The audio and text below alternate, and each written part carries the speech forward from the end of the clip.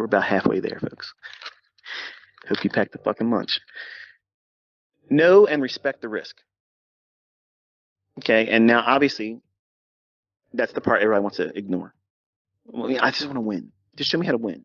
I don't want to know about a stop loss. I know I should use a stop loss ICT, but I don't know where to fucking put it, so I'm not going to use it. And then when you blow your account or you go in severe drawdown, what do you feel then? Weigh out that right now. Okay?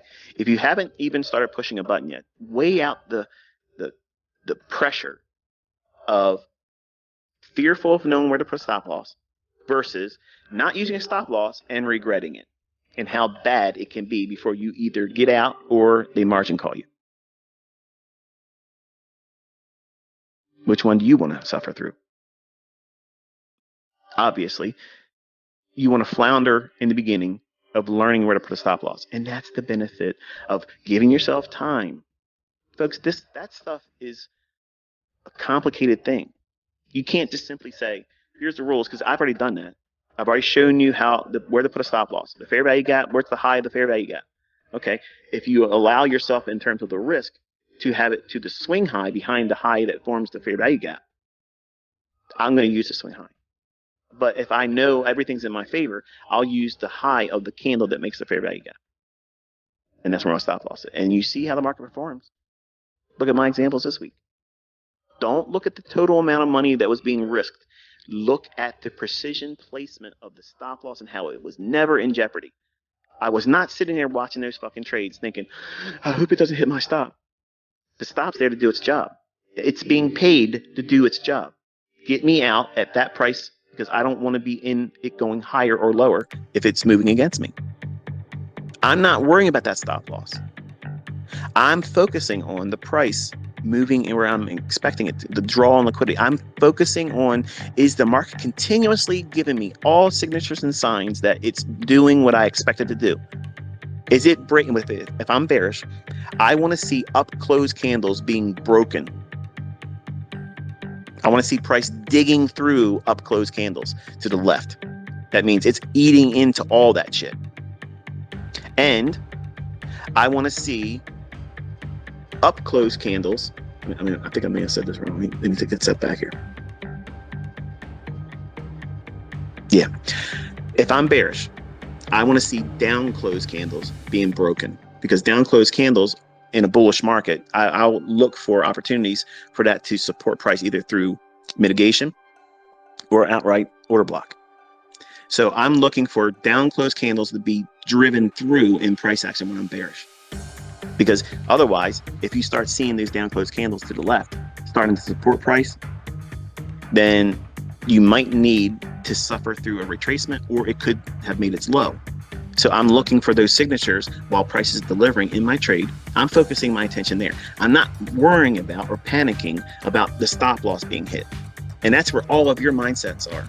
As a new trader, and those that don't want to put a stop loss, you know, if you put that stop loss order in there, and you may have a limit order in to get out, above or below, based on whatever you're doing, if you're going long or short, you'll put a limit order in to get out. But you're afraid to use that fucking stop loss order because you know you're doing this too soon. But you can't help it. You want to get a win. You want to make money because you think that that's going to be the decision maker or the confirmation that what you're doing is the right thing. When really what you're doing is you're solidifying bad habits. You are ensuring that you're going to be a piss poor trader forever.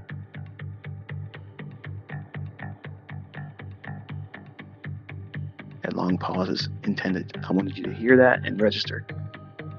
If you trade without a stop loss, like a dumb Yahoo, you are setting yourself up for inconsistency. I promise you, look at everybody out there that's trading without a stop loss. They're emotional. They flip out. When it's wrong, it's fucking really bad. And they can't fix it. You can't go back and, limit the amount of drawdown I took. No, it's too late. So you have to have that time to learn how to trust yourself. Stop listening to these fucking clowns selling courses and bullshit, trying to get you to be a part of their groups, following their bullshit flawed logic. You just don't use a stop loss, or put a stop loss so tight that it's unreasonable.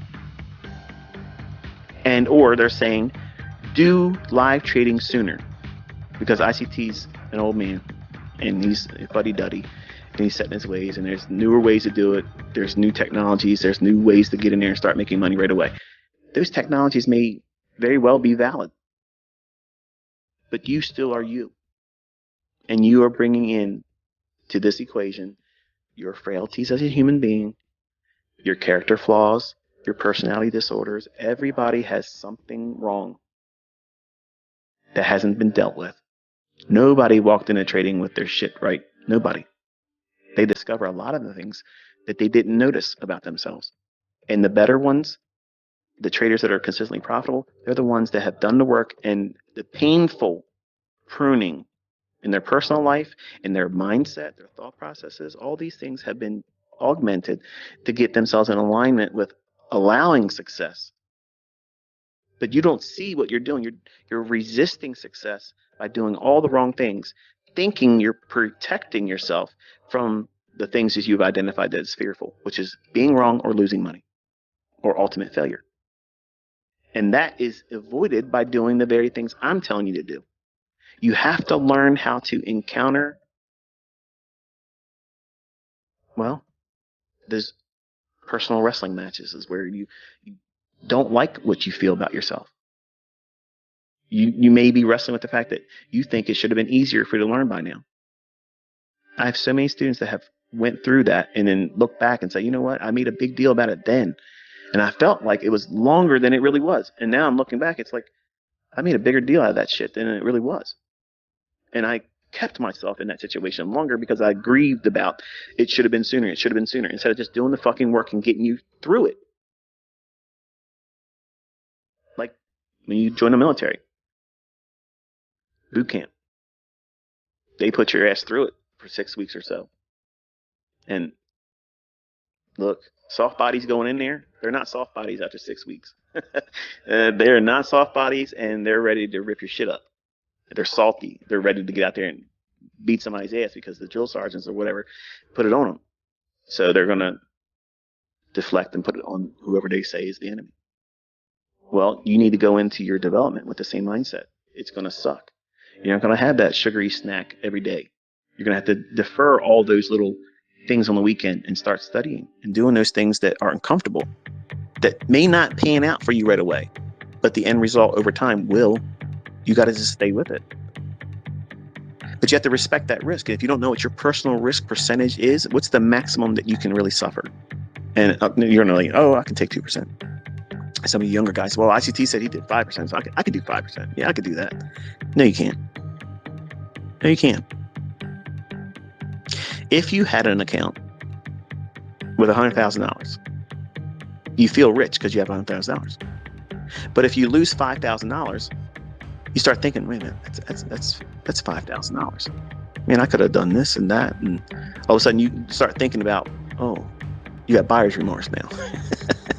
If I wouldn't have done that trade, I could have bought this or that. I could have done that project around the house. I could have put the deck on the back porch, and I could have done this and done that, and I could have fixed this in the car.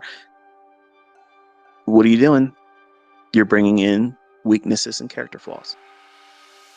Instead of saying, okay, I did that wrong. I risked 5%. That's stupid. That's over leveraging. Don't do that. Don't let the industry standard in all the books, and even I have parroted this stuff, 2% is not optimal. Anybody that says it's optimal is full of shit. They're lying, and they're probably not even profitable. Your risk percentage, the maximum of that risk for your total equity in your account, it might only be 0.5%. And you can trade very fluidly in the marketplace, not feel any kind of unnerved, no second doubts about what you're doing while you're trading, where your stop loss is. If you get stopped out, it's not going to kill you. It's not going to hurt you. And a half of 1% is easy to make back.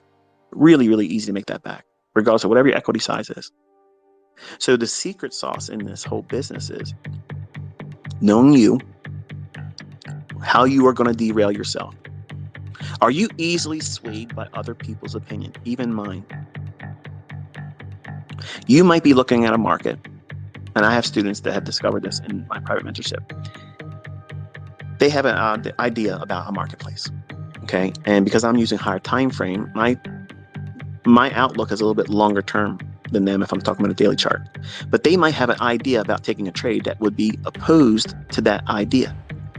Not necessarily nothing wrong with that, but because their mentor was saying he believes, or I believe, that it's going to go here, it made them second guess their own analysis. And then that trade they were going to try to take panned out, and my stuff still ended up going there, but days later.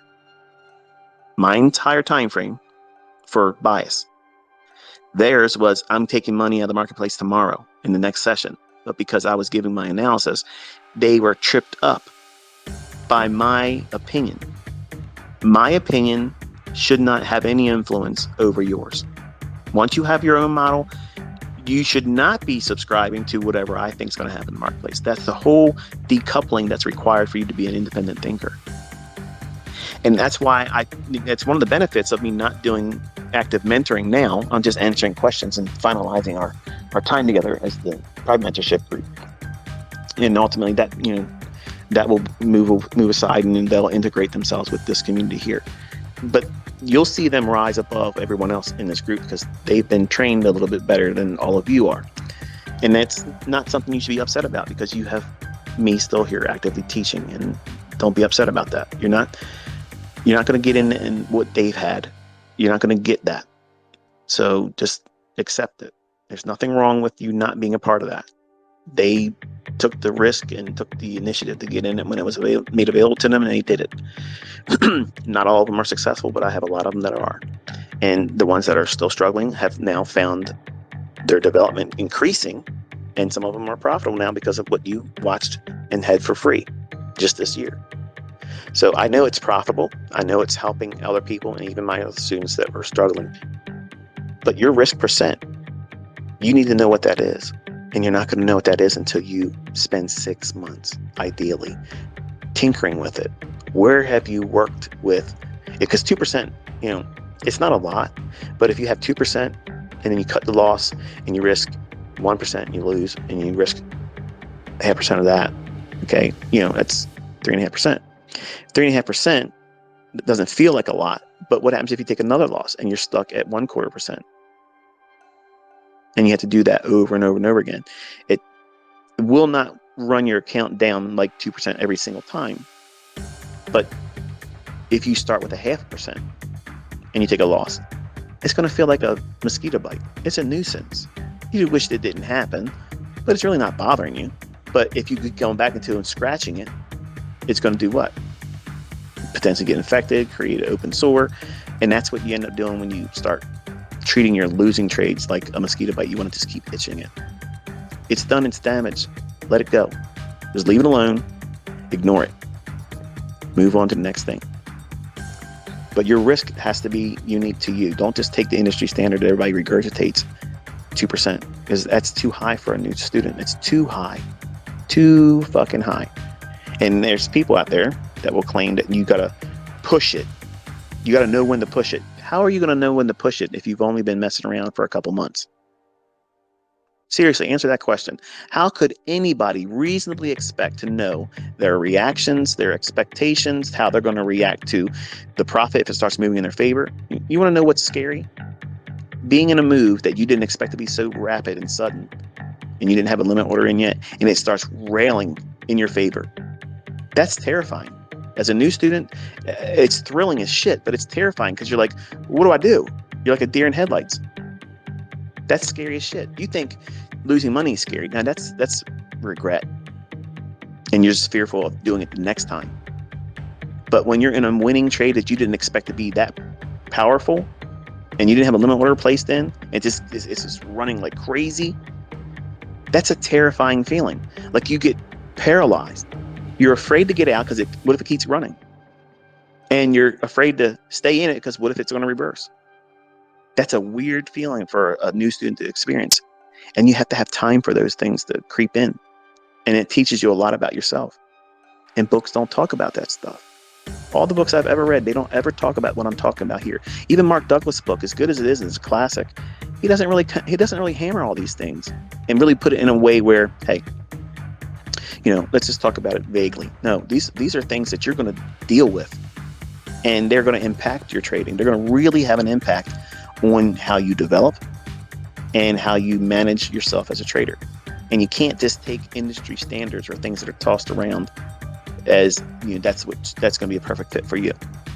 No, like you have to determine what is optimal for you, and it may be less than 1% risk, or it might be just 1%. Others might thrive with 3% risk. I think that's a little nuts for a new trader, but hey, you know yourself.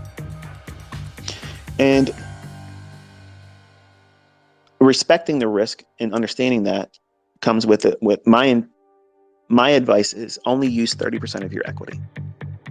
Okay, so when you have these like funded accounts, like, yeah, I got $100,000 funded account. You want to get out there and you want to maximize that $100,000 leverage they're giving you. You don't have $100,000 really, but they're giving you the buying power or selling power of 100,000 equivalent.